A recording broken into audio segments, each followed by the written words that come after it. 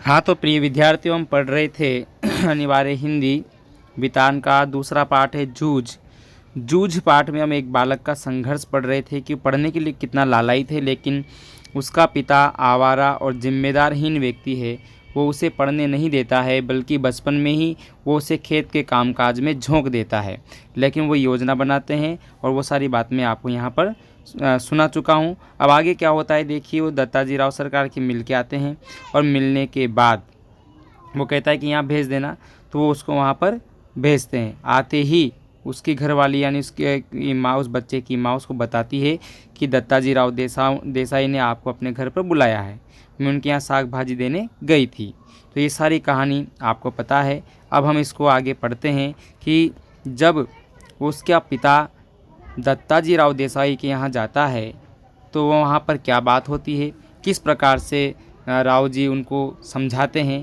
तो ये सारी प्रकार की बातें आज हम इस पाठ में करने वाले हैं। देखिए, तो देखिए, दोनों जाते हैं। फिर यहाँ से पाठ शुरू करते हैं। मैं माँ के साथ लौट आया, क्योंकि वहाँ गए थे। 1 घंटा रात बीते।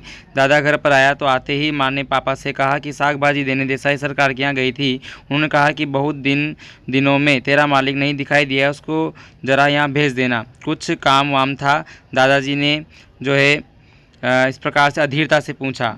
मुझे तो कुछ बताया नहीं उन्होंने। ये उनकी पत्नी के शब्द हैं। मुझे तो कुछ बताया नहीं उन्होंने, तो मैं हो आता हूँ, तब तक तू रोटियां सेक। और इस प्रकार से और गणप आए तो उसे खेतों पर पहले ही भेज देना। दादा तुरंत उठ खड़ा हुआ, क्योंकि देसाई के बाड़े का बुलावा दादा के लिए सम्मान की बात थी।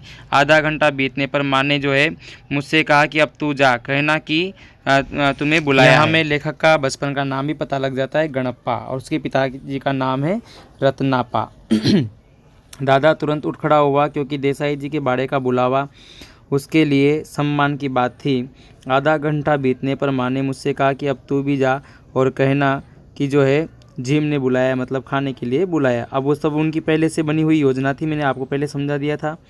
मैं पहुंचा तो सरकार मेरी राह देख रहे थे, मतलब प्रतीक्षा कर रहे थे। क्यों आया रे छोरे, दादा को बुलाने आया हूँ। क्यों खाना नहीं खाया है? बैठ बैठ थोड़ी देर, अभी तो आया है वह मेरे पास। यानी दत्ताजी राव देसाई बोल रहे हैं कि अभी तो मेरे पास आया है और दादा को बुलाने आया हूँ। कौन आया है? गणप्पा आया है। किसको बुलाने आया है? रत्नापा को बुलाने आया है।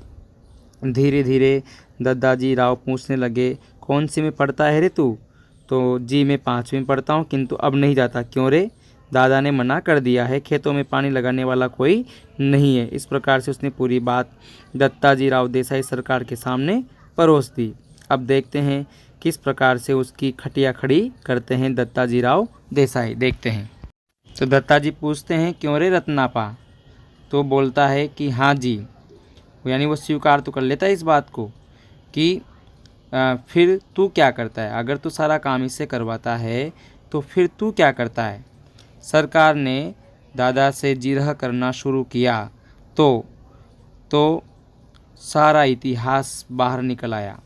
सरकार ने जिरह करना मतलब बहस करना शुरू किया तो सारा इतिहास बाहर निकल आया। सरकार ने दादा पर खूब गुस्सा किया। उन्होंने दादा की जो है खूब हजामत बनाई। हजामत बनाना मुहावरे का अर्थ है खरी खोटी सुनाना, ठीक है। अब इसके बाद जो है बनाई और देसाई जो है खेत को छोड़ देने के बाद दादा ध्यान किसी बात की काम की तरफ नहीं रहा। मन लगाकर वह खेत में श्रम नहीं करता है, फसल में लागत नहीं लगाता है। लुगाई और बच्चों को काम में जोतकर किस तरह खुद गांव में खुले सांड की तरह घूमता है और अब अपनी मस्ती के लिए किस तरह छोरे के जीवन की बलि चढ़ा रहा है, मतलब उसके जीवन को बर्बाद कर रहा है। यह सब उन्होंने सुनाया। तो सारी खरी खोटी बातें दत्ताजी राव देसाई ने उनको सुना दी। दादा के हर एक तर्क को दत्ताजी राव ने काट दिया। मुझसे कहा, सवेरे से तू पाठशाला जाता रहे, कुछ भी हो पूरी फीस भर दे उस मास्टर की और मन लगाकर पढ़ाई कर, और किसी भी तरह जो है साल नहीं मारा जाए, इस बात का ध्यान रख। यदि इसने तुझे पढ़ने नहीं भेजा तो सीधा चला आ इधर। यही तो चाहता था बच्चा, सुबह शाम हो सके जो काम कर और यहाँ और पाठशाला जाते रहना। मैं पढ़ाऊँगा तुझे। इसके पास ज़रा ज़्यादा बच्चे हो गए हैं, इसलिए तुम्हारे साथ कुत्तों की तरह बर्ताव यानी व्यवहार कर रहा है। मैंने मना कब किया है जी?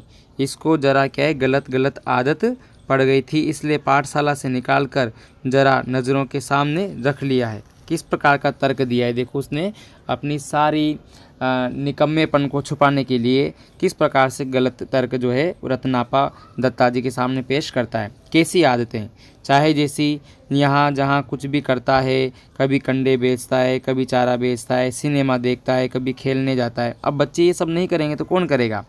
खेती और घर के काम में इसका बिल्कुल ध्यान नहीं है। दादा ने मेरे ऊपर अचानक हल्ला बोल दिया, मतलब जो है शब्दों का आक्रमण कर दिया। क्यों रे छोकरे? नहीं जी, कभी एक बार मेले में जो है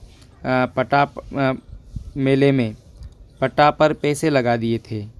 दादा तो कभी भी सिनेमा के लिए पैसे नहीं देते, इसलिए खेत से कुछ गोबर बीन कर माँ से कंडे थपवा लिए थे और उन्हें बेचकर जो है कंडे भी बनवाए थे और उन्हें बेचकर ही कपड़े बनवाए थे और उसी समय एक सिनेमा भी देखा था। बस इतनी सी गलती मुझसे हुई। अब उसने भी झूठ सच मिलाकर ठोक दिया, क्योंकि जब उसके पिताजी कुछ सच कुछ झूठ मिलाकर ठोक सकते हैं तो गणपा भी बड़ा चालाक है, उसने भी झूठ सच मिलाकर और ठोक दिया। अब यह सब बंद कर और सिर्फ पढ़ाई में मन लगा। ना पास नहीं हुआ है कभी? नहीं जी, नापास में कभी नहीं। नापास मतलब अनुत्तीर्ण, फेल। नापास तो नहीं हुआ है कभी? नहीं जी। पाठशाला जाना ही बंद करा दिया था, इसलिए परीक्षा में नहीं बैठा हूँ। अच्छा, अब तू घर जा और सवेरे से पाठशाला जाने लग। जी। मैं उठ खड़ा हुआ। बाहर निकलते निकलते मैंने सुना, अरे बच्चे की जात है, एक आध वक्त सिनेमा चला भी गया तो क्या हो गया, एक आध बार खेलने में लग भी गया तो क्या हुआ। इस बात पर उसका पढ़ना लिखना बंद कर देना है क्या? ये कोई अच्छी बात है? जी, आप कहते हैं तो मैं भेज देता हूँ कल से, देखते हैं एक आध वर्ष में कुछ सुधार हो जाए तो।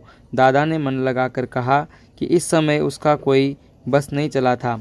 खाना खाते खाते दादा ने मुझसे जो है वचन ले लिया कि पाठशाला 11 बजे होती है। उसके लिए पूरे नियम बना दिए गए। उसको पाठशाला भेजने से पहले उसके लिए सारे नियम जो है निश्चित कर दिए गए। दिन निकलते ही सबसे पहले खेत पर हाजिर होना चाहिए, 11 बजे तक पानी लगना चाहिए, खेत पर वो जो सीधे पाठशाला पहुंचना है, सवेरे आते समय ही पढ़ने का बस्ता साथ में लेकर आना है और छुट्टी होते ही सीधा खेत पर पहुंचना है। तमाम नियम और शर्तें उस बच्चे के लिए बना दी गई और उसको कहा कि यदि इनको मानता है तो पाठशाला जा। लेकिन जिसके अंदर पढ़ने की ललक है, जो वास्तव में जीवन में कुछ कर गुजरने का जज्बा रखता है, जो कुछ करना चाहता है, वो तो हर प्रकार की परिस्थितियों का सामना करते हुए, संघर्ष करते हुए अपने लक्ष्य पथ पर कदम आगे बढ़ाता है। और ये इस गणप्पा में देखने को मिल रहा है किस प्रकार से आगे जाकर के ये आनंद यादव जैसा एक बड़ा लेखक बन जाता है मराठी का। किस किस से प्रेरित होता है, विद्यालय जीवन इसका कैसा रहता है, विद्यालय जाने पर किसको कैसा लगता है। इसको अपने से 1 साल पीछे वाले बच्चों के साथ बैठना पड़ता है। क्यों बैठना पड़ता है? क्योंकि बात आपके समझ में आ गई होगी शायद, क्योंकि उसने 1 वर्ष की परीक्षा ही नहीं दी थी, इसलिए बैठना पड़ता है। अब वो तमाम नियम और शर्तों के साथ विद्यालय जाता है, लेकिन जो है उसका मन नहीं लगता है, लेकिन धीरे धीरे वो पाठशाला के बच्चों के साथ घुलने लगता है। घर में बस्ता रखकर सीधे खेत पर आकर घंटा भर ढोर चराना, ढोर मतलब पशु यानी गाय भैंसे, और कभी खेतों में ज़्यादा काम हुआ तो पाठशाला में गैर हाजिरी लगाना समझे, मंजूर है, स्वीकार है? हाँ, खेत में काम होगा तो गैर हाजिर रहना ही चाहिए। मैं ऐसे ही बोल रहा था मानो मुझे सारी बातें मंजूर है। मन आनंद से उमड़ रहा था। हाँ, इतना मंजूर हो तो पाठशाला जाना, नहीं तो ये पढ़ना लिखना किस काम का। मैं सवेरे शाम खेतों पर आता रहूँगा ना। हाँ, यदि नहीं आया किसी दिन तो देख, गांव में जहाँ मिलेगा वहीं कुचलता हूँ तुझे कि नहीं तुझे। तेरे ऊपर पढ़ने का भूत सवार होना मतलब नशा छा जाना। मुझे मालूम है बालिस्टर नहीं होने वाला है तू। बालिस्टर मतलब बैरिस्टर, बैरिस्टर मतलब वकील, मुझे पता है। अब एक पिता को अपने बच्चे को प्रेरित करने के बजाय उल्टा निराशा से उसे भर रहा है। मुझे पता है कि तू कोई वकील नहीं बनने वाला है। दादा बार बार कुर कर रहा था। मैं चुपचाप जो है गर्दन नीची करके खाने लगा था और रोते धोते पाठशाला फिर से शुरू हो गई। मतलब बड़ी मगजमारी के बाद, बड़े बहस के बाद, और गर्मी सर्दी हवा पानी वर्षा भूख प्यास आदि कुछ भी ख्याल न करते हुए खेती के काम की चक्की में 11 से 5 बजे तक पिसते रहने से छुटकारा मिल गया। उस चक्की की अपेक्षा मास्टर की छड़ी की मार अच्छी लगती थी, उसे मैं मज़े से सहन कर लेता था। दोपहरी भर की इस कड़क धूप का समय पाठशाला की छाया में व्यतीत होता रहा था और गर्मी के 2 महीने आनंद से बीत गए। फिर से 5वीं में जाकर बैठने लगा। फिर से नाम लिखवाने की ज़रूरत नहीं पड़ी। 5वीं वापस की टिप्पणी नाम के आगे लिखी हुई थी। 5वीं नापास यानी अनुत्तीर्ण की टिप्पणी नाम के आगे लिखी हुई थी, क्योंकि उसने परीक्षा ही नहीं दी थी। वह 5वीं के ही हाजिरी रजिस्टर में लिखा गया था। पहले दिन कक्षा में गया तो गली के 2 लड़कों को छोड़कर कोई जान पहचान का नहीं था, क्योंकि वो सब उससे छोटे बच्चे थे। मेरे साथ के सभी लड़के आगे चले गए थे, मेरे अपेक्षा कम उम्र के, और मैं जिन्हें कम अकल का समझता था उन्हीं के साथ बैठना पड़ेगा। यह बात कक्षा में पहुंचने पर मेरे समझ में आई। तो ध्यान देना, अब आगे से हम देखेंगे इस पाठ में कि वो किस किस मास्टर से प्रभावित होता है, किस अध्यापक से प्रभावित होता है, उन अध्यापकों का उसके जीवन में क्या योगदान रहता है। लेकिन वीडियो कुछ ज़्यादा लंबा हो जाएगा, इसलिए पाठ को आज फिर यहीं पर रोक करके जो है हम अगली वीडियो बनाएंगे। आज के लिए इस वीडियो के लिए इतना ही। धन्यवाद।